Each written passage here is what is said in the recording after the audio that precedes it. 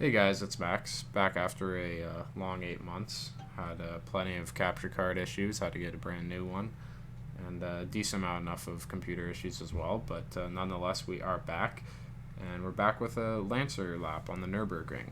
It's the Evo 10, but it's definitely not a normal one, because in it we have the very beautiful Suzuki Pikes Peak engine, and this thing, as you can see, basically makes 1,000 horsepower. All of it kicks in at 6,000, very high on the RPM, and it just starts soaring. With so much power, though, even with the all-wheel drive setup, the oversteer was crazy once you hit 6,000, so you'd just be mid-corner and the rear would want to break loose. So I switched it up to just 50-50 distribution for the power, just to make it a lot easier to control once the power kicks in, especially if you're mid-corner.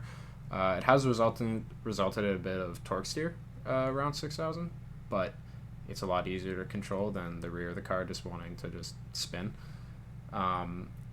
Because of how much power, it needed as much stability as possible, which is why I've just fully maxed out the downforce on the front and the rear.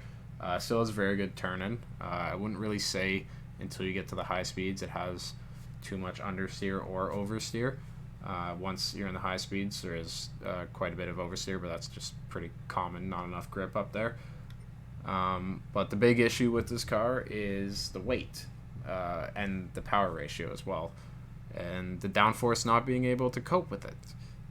It's so light and it's so powerful that as soon as an elevation change comes in when you're really moving, the downforce can't correct for that, and majority of the time the front end of the car will just want to soar, and it has resulted in me going flying into the barrier many times with this car, which is why I added 17 kilos fully to the front of the car, just to help keep it down on those elevation changes. I still have to brake for them sometimes. You can see that in some of the lap where it's not normally a braking zone, but just the car would catch flight if I didn't there.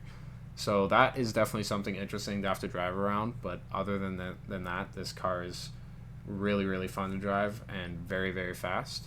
So this is by no means a perfect lap, but it is quite a good one, a 629.463.